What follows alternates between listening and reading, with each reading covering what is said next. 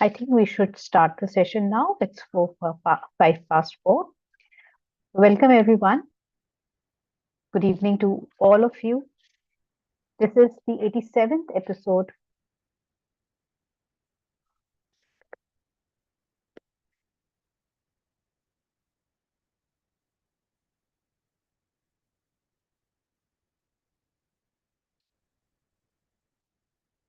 The 87th episode of the Friday Fleet sessions.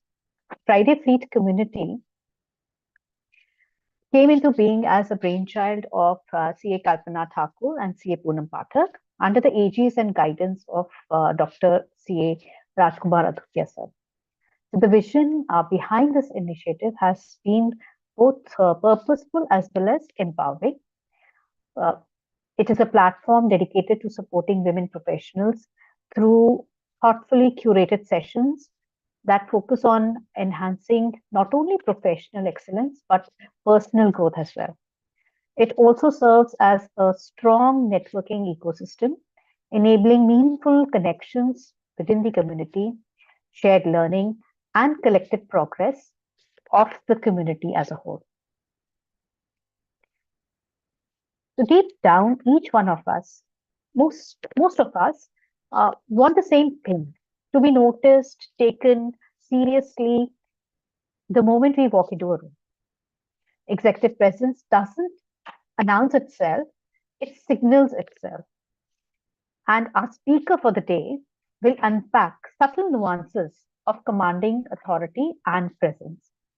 And before I hand over the stage to her, the virtual stage to her, I'd like to introduce her to all of you.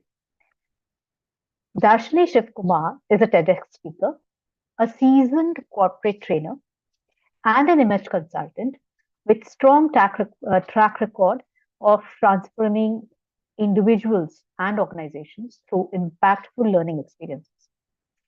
Her work spans key areas such as executive presence, corporate communication, leadership development, emotional intelligence, personal branding, and workplace behavior.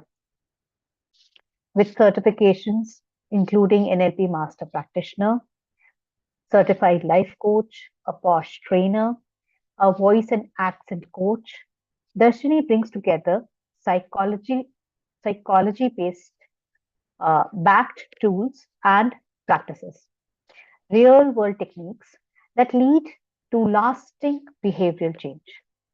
She has delivered her training programs across industries and institutions, working with organizations such as Muhut Healthcare, G.V. Reddy's Foundation, People North, and several other higher education institutions focused on corporate trainings and corporate readiness. What truly sets her apart is her engaging facilitation style, blending storytelling, case studies, and interactive activities, which ensures that her sessions are not only insightful, but relevant and memorable. Please join me in welcoming Darshani Shivkumar as she shares her insights and her expertise with us today. The stage is all yours, Darshani. I hope I'm pronouncing your name correctly. Yes, you are. You are. Thank you. Thank you so much for that wonderful introduction. And good evening, everyone. Hi, good evening. Hi, good evening, Darshan. Good evening. Good evening. How are you, everyone, doing? Very well. All good. Looking forward for weekend. Okay, great. Okay, fair enough. Before I start, I would like to thank the whole team of Friday Fleet for giving me this opportunity of taking a session here. Uh, um, Before I start, I just want to give a heads up on wherever you have a question or if you want to ask me something, please stop me then and there and ask me questions. I'm not keeping the time separately for Q&A, but you can ask me then and there. You can just stop me then and then and ask me. Because I like to keep sessions very interactive. Sure. Now, let me ask you something. Have you ever noticed Some people walk into the room and nothing really changes. And there are others who walk in quietly, they don't rush, they don't speak immediately, and suddenly the room settles. People sit up straighter, conversations slow down, decision starts forming. They haven't even said a word yet. And that is executive presence. And I call the session the invisible advantage because executive presence is the one advantage that doesn't appear on your resume but decides how far your resume takes you.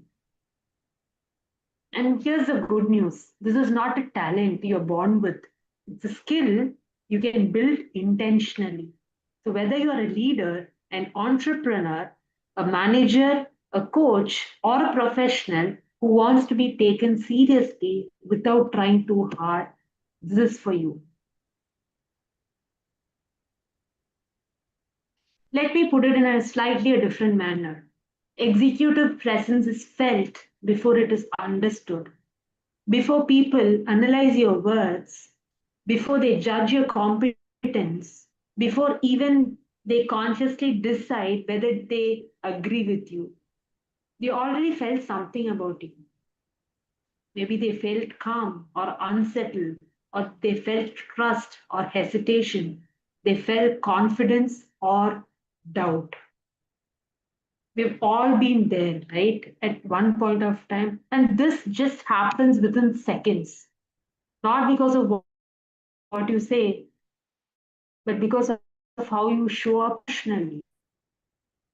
Your inner state becomes the emotional temperature of your room.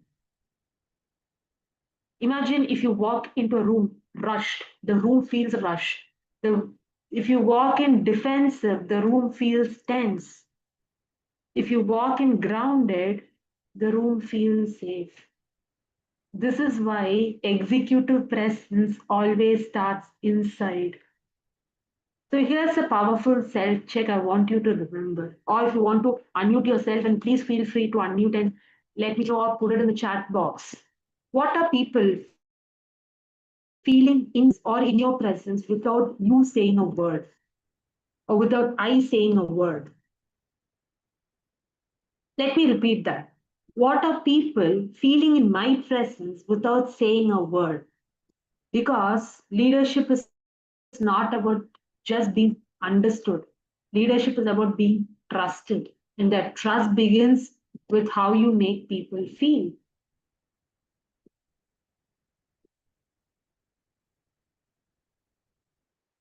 Now, let's understand actually what is executive presence. Anything anyone would like to share before I go forward?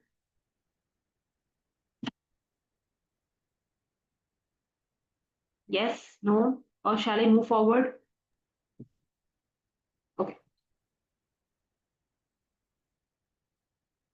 Executive presence is not just about being loud in the room or being dominant or wearing expensive clothes or speaking that perfect English or having a bossy personality. I have coached people who spoke softly but commanded the room. I have seen people who spoke confidently but lacked credibility. So, what does really executive presence mean? Executive presence is the ability to create that trust, the calmness, and confidence in others consistently. It's about how people feel after interacting with you. How do you want people to feel after interacting with you? If I may get some answers from the audience who's joined us live, either you can unmute or put it in the chat window. Anyhow, whichever you're comfortable. Now, how do you want people to feel after interacting with you? Comfortable and encouraged. Thank you, Sunita ma'am, for that answer. Anyone else? Maybe just one word, just one adjective. Okay, as you type on the chat window, just think about this. Do they feel clear or confused, calm or anxious, reassured or doubtful, and many more to go. But presence is not about what you say about yourself. Presence is about what others silently conclude about you. The energy which you leave the room after a meeting. And this presence rests on three invisible pillars, which I call the three pillars of presence. Okay. Now we are clear with what is executive presence and what is not. Now let's break it down into something very practical, because presence should not feel very vague. It should feel trainable, because through these years of coaching, training leaders, entrepreneurs, and even senior professionals, I found that executive presence consistently rests on three pillars. If one of these pillars is weak, your presence feels unstable. If all three are strong, your presence feels effortless. So let us take a look at it by one. First pillar is your inner presence. When I talk about inner presence, because presence always starts from within but not outside.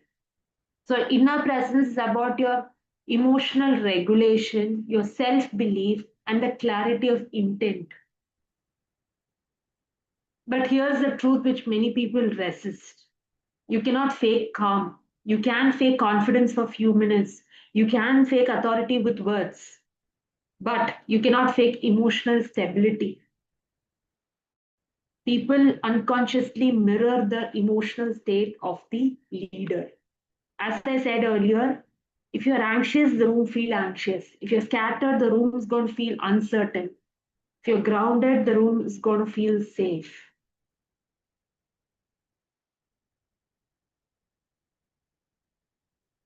So, um, anyone would like to share your experience with this?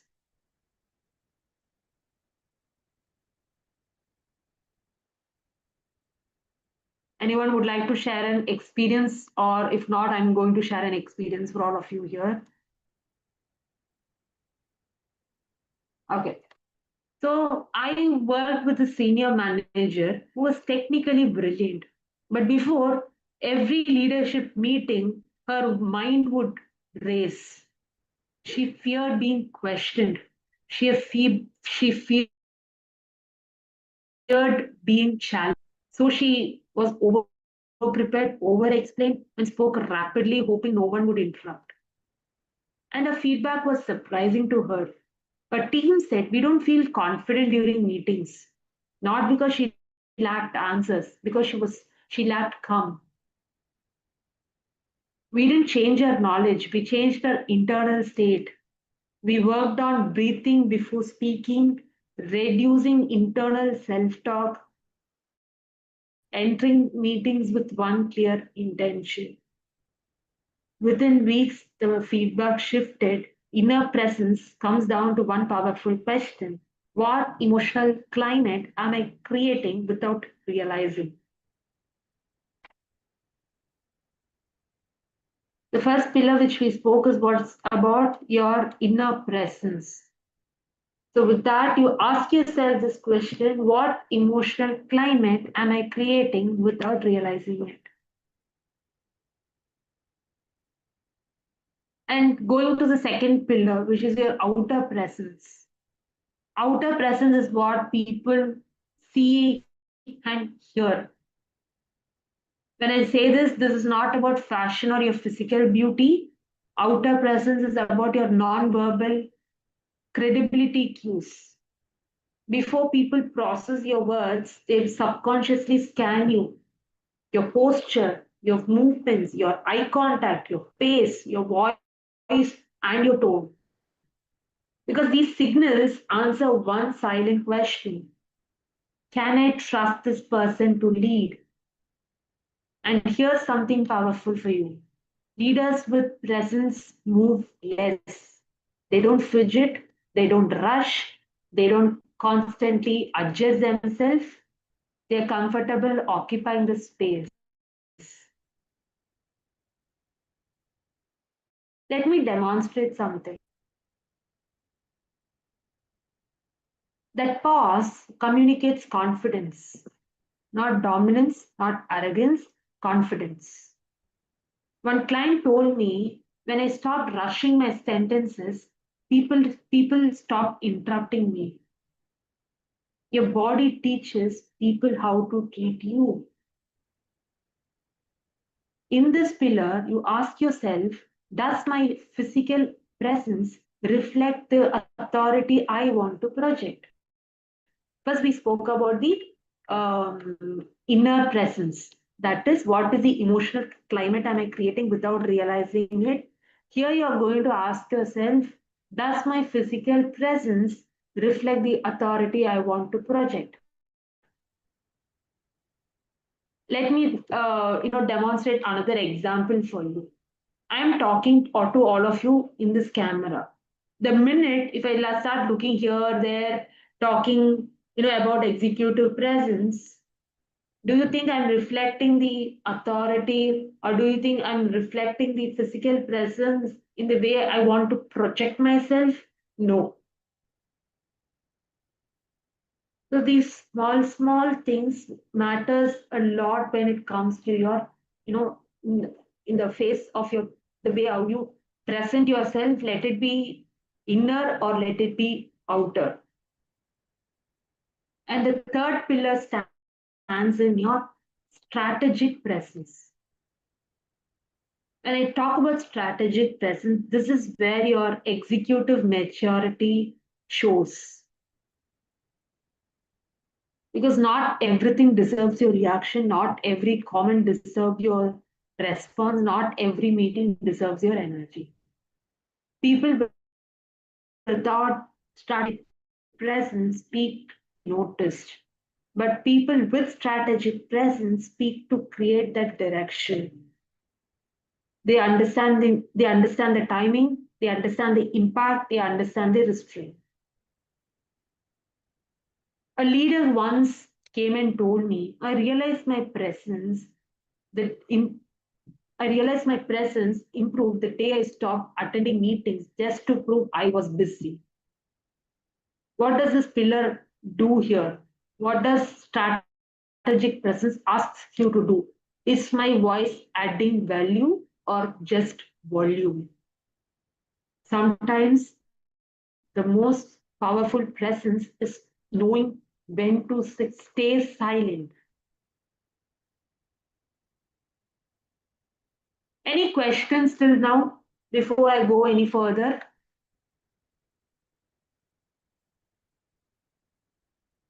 Anyone, any questions from the audience who have joined us live? I'd like to ask you whether you are going to you want to share a PPT or something so that No, I've not created any PPT here. okay. It's very interactive, more than the content is the practical frameworks which the audience can use on an everyday basis. Right. Okay. Thank you. Anyone, any questions? Or what is that you are expecting out of in today's session? Or is there that, how could I present myself better in certain situations? Any kind of questions are welcome here.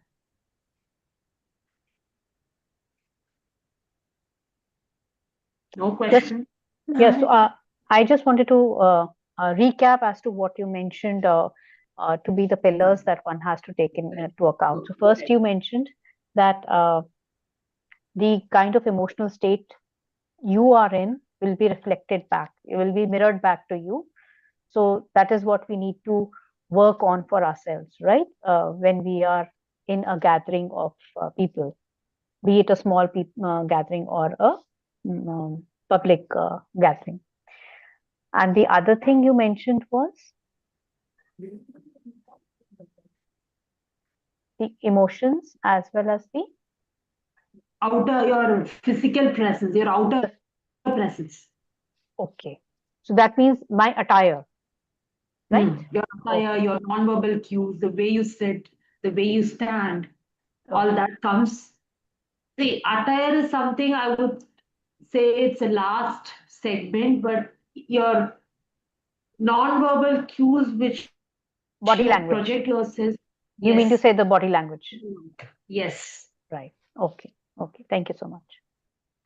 And the last was the strategic presence, where the two main factors is one, you should know when to remain silent, and you should know when to keep quiet and when to speak to give the audience or yourself you're speaking that you have a direction in yourself. Many a times what happens, we start communicating, but either we over deliver or we under deliver. Many a times this happens with all of us. Um, okay, just a heads up again. Uh, See, the kind of topics which I generally choose, I choose topics in such a way where we need to start working up on ourselves because we cannot expect our environment to change. Many of us that have that this misconception that why can't other people change for my sake? No, that never happens. We need to change the way we communicate, let it be verbal, let it be non-verbal, or let it be through your presence, the way you project yourself. So that is your first takeaway, which will be your executive presence is felt before it is understood.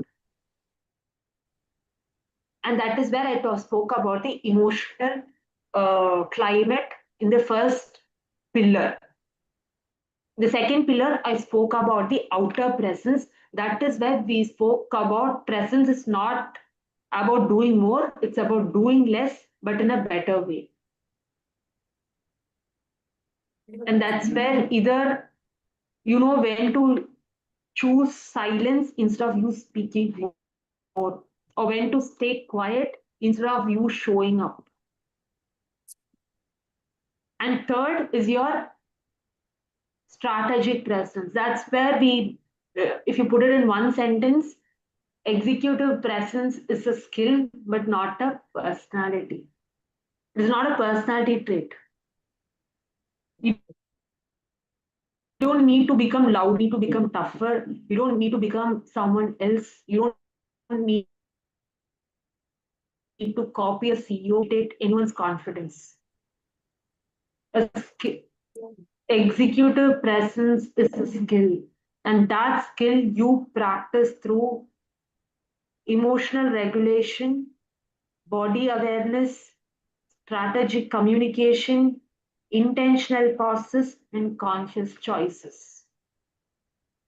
What I'll do is, towards the end of the session, I will create a summary. I'll be sharing a summary and a quick use workbook for all of you so that you can use it on a regular basis. Sounds good? Yes, that will be Yes, helpful. thank Yeah, you. that will be very helpful. Thank you. I'll do that. And this session might feel like little thought-provoking. Whenever you have the time as a coach or as a trainer or as a friend, I would suggest everybody go back and listen to the session once again. Even if you're not looking at the video, intentionally sitting and watching, doesn't matter. Just turn it on in the background. Listen it to once again. Sometimes that's where questions start arising for all of us. Maybe not in the first time, maybe the second or the third time when you're listening to this, questions may arise. So the few skills, first is your emotional regulation, your body awareness, your communication pattern, or your strategic communication, intentional pauses, and conscious choices.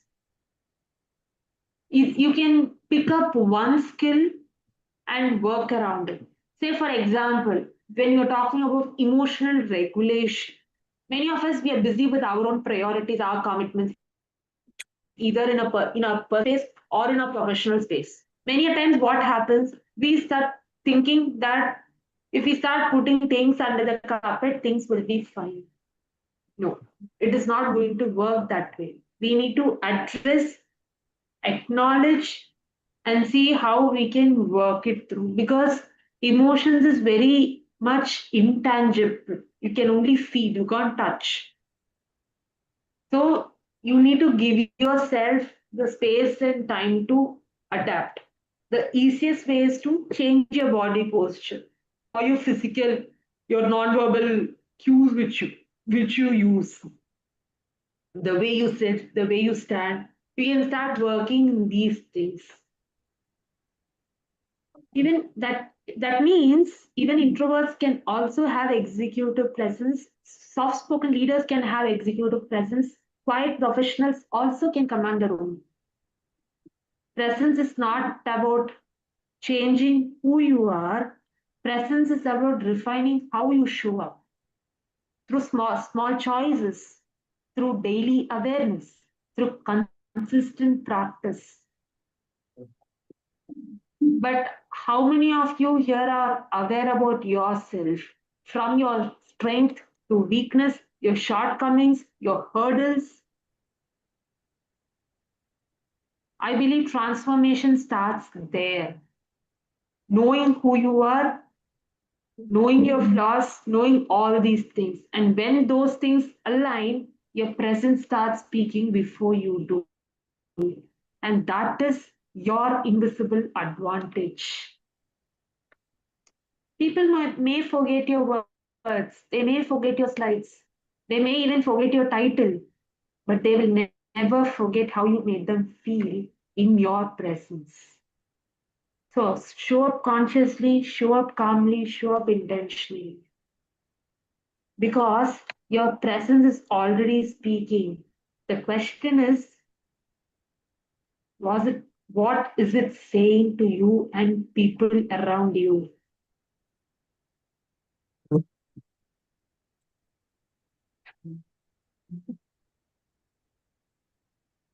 So what you want your presence to tell people. Now, I will share few frameworks for you which you can use it on a daily basis. Yes, I will share the PDF with you where you can use this framework, or you can put it up in your wall, or you can just add to your notes on your phone. Yeah. First is calm. When I say calm, before any important conversation, when you expand the word calm, it comes to first center your breath, meaning align your breathing. It has to be natural.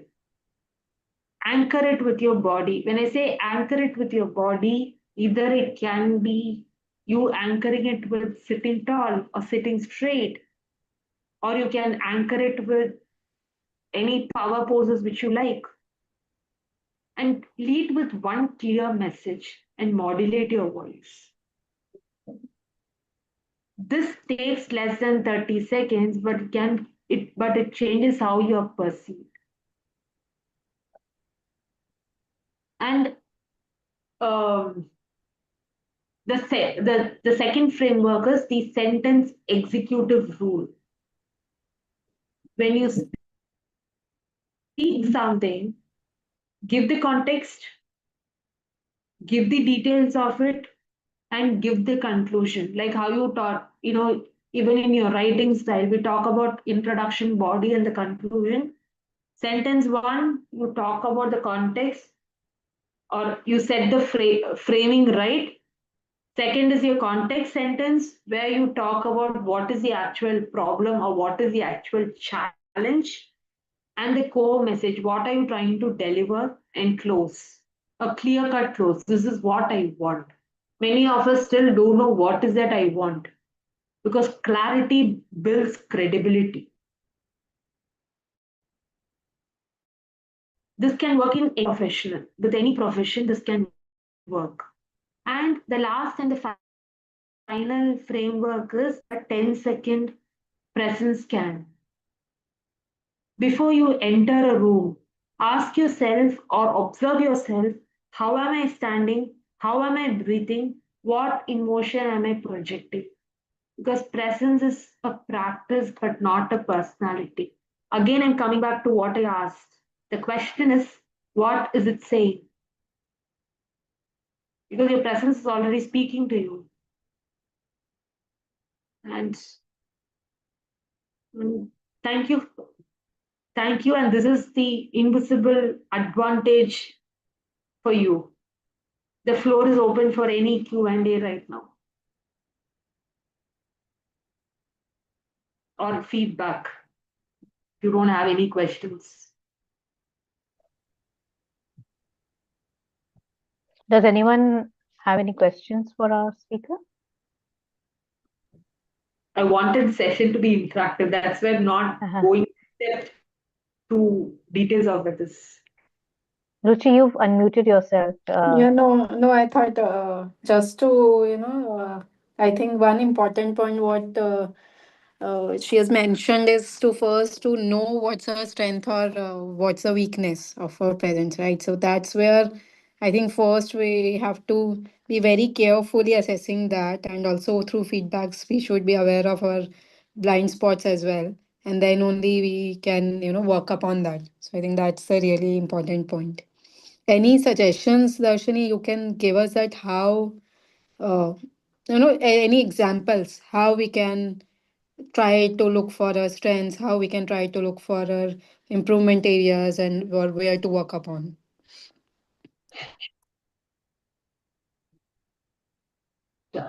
First of all, I'll share you my own example here. Why to pick up a example which is hypothetical, not necessarily. You have heard this statement called the jack of all trades but master of none. You might have heard, right? Yeah. Okay. I'll tell you how I discovered this skill or this passion in me. As a child or as an individual, I never played with toys. As a kid, we all must have played with some of the other toys. But somehow I was very fascinated with microphones, mics, and stage. It used to fascinate me a lot. I used to go put my hands into everything, but I used the minute I understand the what needs to be done to achieve something, I drop the activity then and there. But when I was playing with those microphones, I never felt or I never knew it was shaping my future career, which I'm doing. The simple hack here to identify your blind spots, your strength, your weakness, opportunities is to put yourself in opportunities, whatever comes in your way. Don't say it a no. Especially today's generation, they don't want to explore anything, right? But a lot of them, we are still noticing all that. Many of us don't even want to put that pressure and get that work done. The minute they're not able to do it, I don't want to continue this. Isn't it? Many other places this is happening now. Or even when people are high, when organization is hiring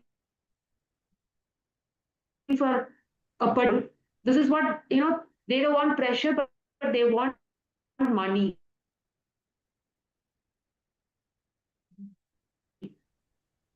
Are scenarios, you will know what is your strength or what is your weakness. So, see, as from a parent's perspective, they can show their child this is what these are the opportunities you have in front of you. It's for the child, for themselves to now pick and choose and decide in which direction they are and find out what are they are good at. At school, even in colleges, I used to go participate in every competition. Winning and losing is secondary for me. But giving it that try made me understand and made me realize myself, okay, this is I'm good at. This is what I'm good at. certain things are my weakness, but still I gave it a try. There's nothing harm in trying. So that's where we need to start encouraging, you know, this generation, which I personally feel, because they don't want to try because they have fear of being judged, they fear of failure. Say for example, if I do something wrong, what will Sunita ma'am will think of me? Very simple example. So, the only thing is try. It's not about winning or losing. Give it your best shot. That is the simple way to identify your strength or your weakness or your blind spots. Did I answer your question, Ruchi, to some extent? Yeah, Darshini, thank you. Darshini, I have a question, or I would like to Yes, tell, you know. sure. Go So my name is Hema. ahead. You were saying that we should try and be involved, right? I've worked in a couple of corporates where there were situations I had taken up work of other departments because it would help me finally in closing my balance sheet, Okay. right? Okay. Exclusively, it was some other department's work, and if I left it to them, probably that work would have never got closed and the balance sheet would have delayed. When I take it upon myself, so long as the things are going good, everybody is happy because other people's work is effectively dumped on my head. Everybody is happy. But due to their, since it's not my full-time job and it is only some other person's responsibility to do, and I'm just helping them to help myself, there are situations when they come and say you have not done your job, which is not the case. It is actually their job that they have not done. Completely the blame shifts finally.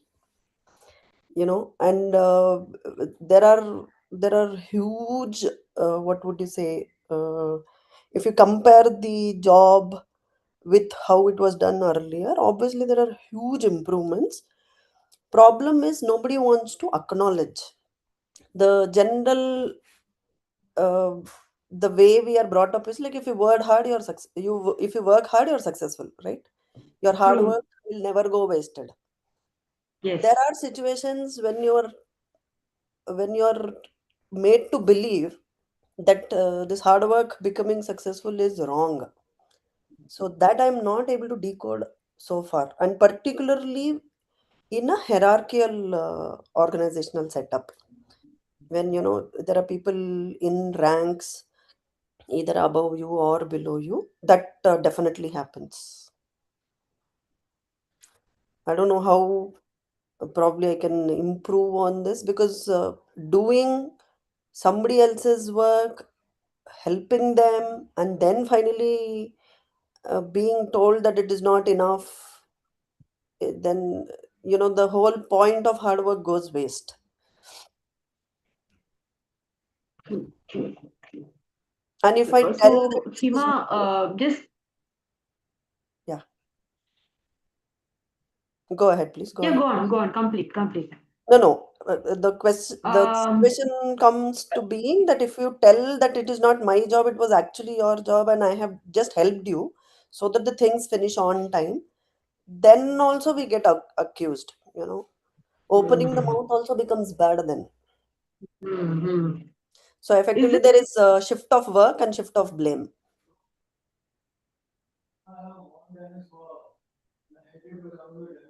This I have, experienced in all the places I have worked.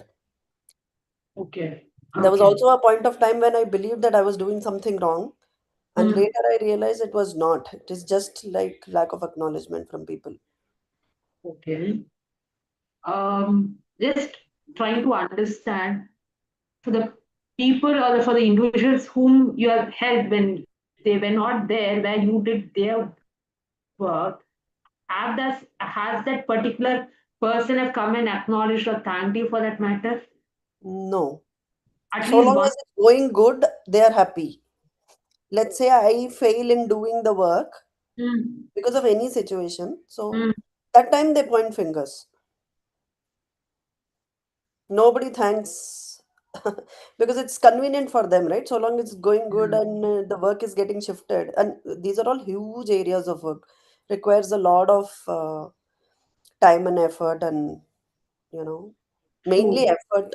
Mainly effort. Nobody's thankful.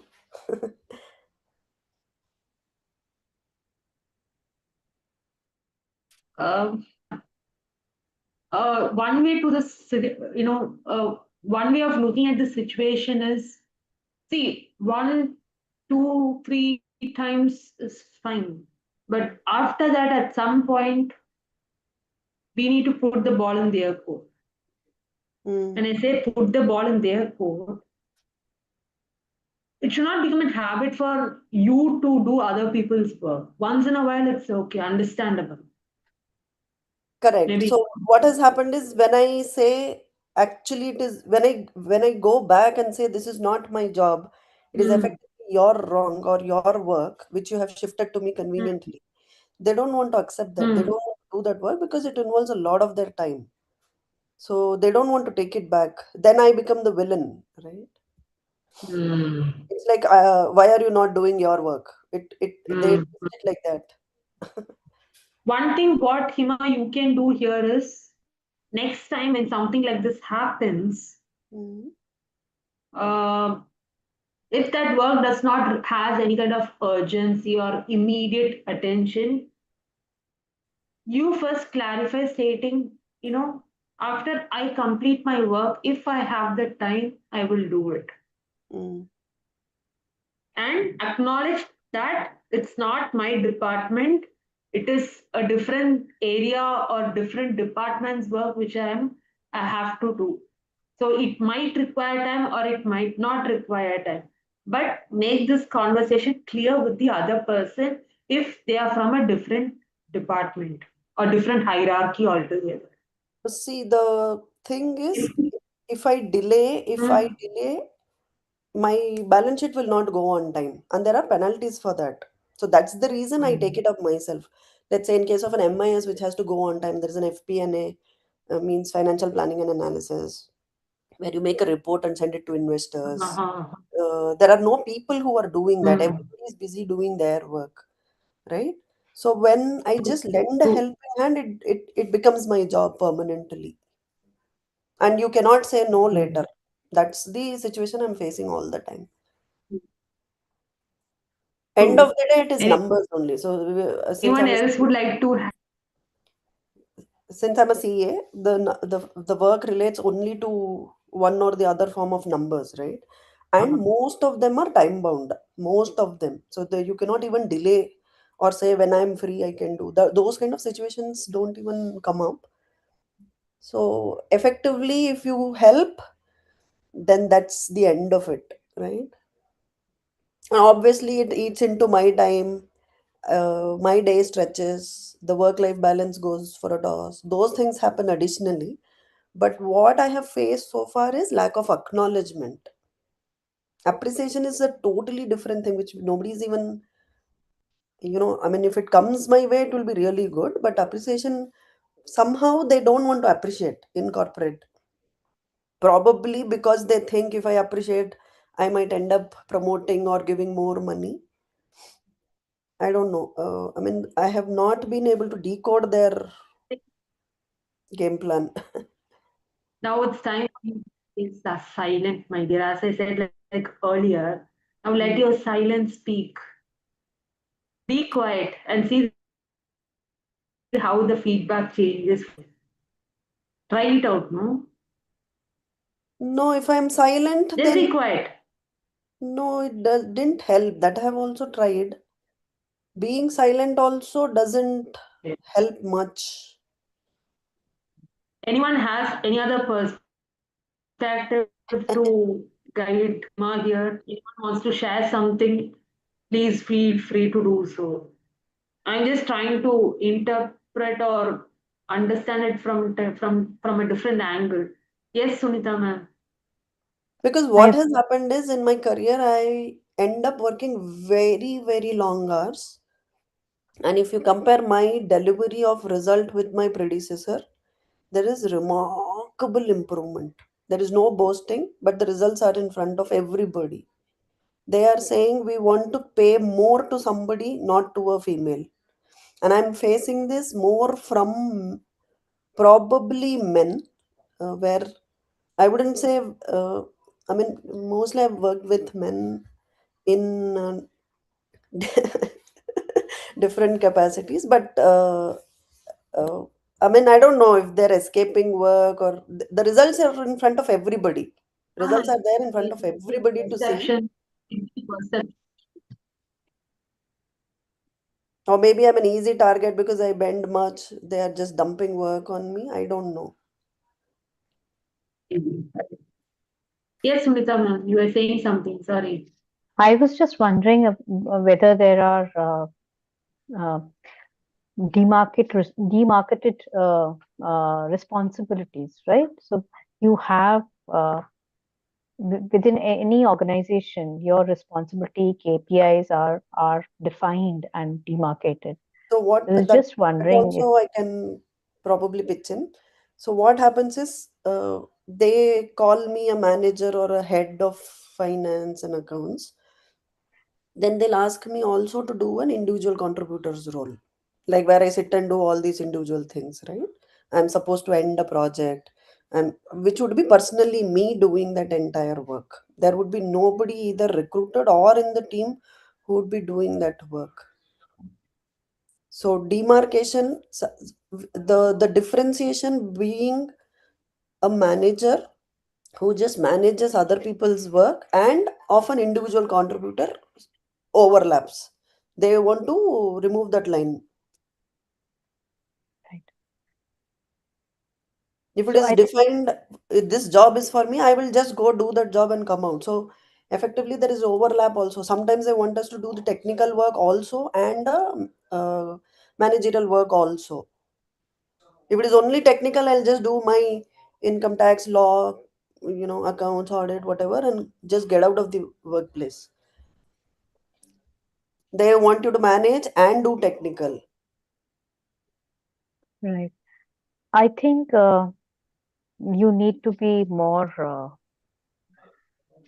verbal and clear about the boundaries that you're setting for yourself, right, within the organization. That should be so. There has to be a clear understanding between what your job role is and what you are willing to do. And it could be a difficult task for you to stress that or demarcate that line in an organization that you're actually working in at present, and some people have gotten used to taking you for granted. But I personally think that this so nobody is going to be um, willing to see the light unless it is shown to them, right? In this situation. So, and who is going to show the light? It is you, because you are at bearing the brunt of it. So you will have to actually take that call, and it would be a tough call for you only. Now, in the context, how would Darshini's three principles help? Where can I, put a boundary? Where can I demarcate? She said internal energies, external presence, and uh, strategic presence. So where can I pitch that? Let's say I will say no in the beginning itself. Let's say, or I say this is my job. I'm doing this. Don't bring other things to me. I can be very clear. I can be blunt. I can probably set a boundary. Which feature would help me doing that in Darshini's presentation? When you say no, I next time or try observing your body language or your Okay. non-verbal cues. When you say no and your Mhm. body language is speaking something different, then there comes a contradiction there. So Okay. is it that the issue here we have to see? Okay. Okay. Like, say for example, I'll just demonstrate something. Say for example, you're saying something very clear no. Hmm. But again, if you are slouching, sitting all the way relaxed and saying that might not give the effect of it. You getting my point? Okay. Okay. Yeah. Huh? Yeah. So maybe contradiction can come. Or if you take up the third pillar where I was talking about strategic presence, where if you are a strong, if you have a strong presence, you will your communication or the way you present yourself will have a direction to it.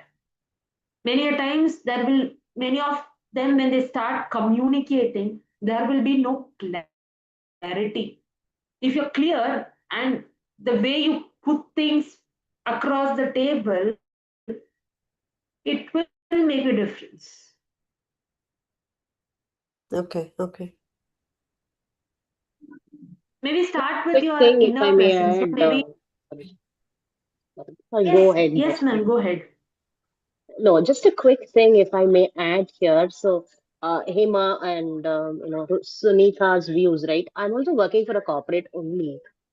Sometimes we just have to draw the thin line between whether my work gets recognized or am I adding value to the role or am I getting exploited in this role. There is a very thin line of difference, like Emma. I agree. I've also gone through that. But sometimes when the exploitation happens, we should be a little more smarter enough to say, okay, let me get out of this space, and this space is not for me. And when the value add happens, like you are saying, recognition doesn't happen, then what's there in it for you? So it's easy to ask, but this is something we'll have to reflect. Unless there is a value add, what is the point in giving your 18 hours of energy there, Hema ma'am? So I'm not saying leave the job, go somewhere else, not like that. But yeah, see how your value, your job, your role adds value there. And if you feel the value is not there, then you restrict yourself into a boundary because anyway you get blamed. So why to spend Yeah. 18 hours to get the blame? Instead, spend 8 hours and get the blame. So probably that's one of the things that you can think, reflect, and slowly take changes. Okay. Let's not allow people to exploit us. Just sorry, Darshini and Sunita. I just thought of sharing these thoughts, but all your points are very value added, right? So one thing I felt very useful with Darshini, what you said is it's executive presence is not a personality. Yes, it's not a personality, it's a skill that I liked really very much. So thank you for spending the time and sharing these thoughts here. Sorry to interrupt. Go ahead. I just thought I'll add because I also had the same feeling what Hema had. Thank you. No, I agree. There's a fine, a thin line which is there. So, you can just try this, try your inner presence. Maybe your, you know, your emotional things is making a whole lot of decision, or your emotional climate is making your decision. Maybe it's not your prefrontal cortex which is taking the play. It is your emotions which is driving your decisions. Maybe. I Okay. think this requires a little bit of self-reflection. Maybe we can connect on a call also, and maybe we can understand it more deeper. Maybe Okay. not. Sure. Sure. Any other questions? Else we are good to go. Wind up the session. So thank you so much, Darshini, for your expertise and your insights into the executive presence that each one of us needs in. It is the need of the hour in the corporate and professional setups these days. So with added responsibilities of managing work as well as our homes, we are constantly struggling with getting our setting our place in. So it bodes well to understand what is required by by each one of us to have that stay and space and um, mm, position in a room. And thank you so much for taking us down that. We'll be looking forward to getting that PDF from you so that each one of us has a reminder of a check-in list that we can go through and work on ourselves for our growth. as a small token of this our appreciation and thank you. This is a certificate of appreciation for you, Darshani, for sparing your time, coming over here, meeting us on our platform, and giving sharing your views and insights. Thank you to the core committee members, with the help of whom we've been able to be here and share this session. And last but not the least, to the participants who've taken that hour out and have joined us, because without you, this wouldn't have been possible. So thank you so much for taking the hour out and sharing your thoughts, your views, as well as your questions and queries with our speaker. With that, we wind up the session. A good evening to each one of you and a great weekend ahead. Thank you. Thank you. Thank you for everybody. Thank you. Thank Thank you, you. everyone. Bye.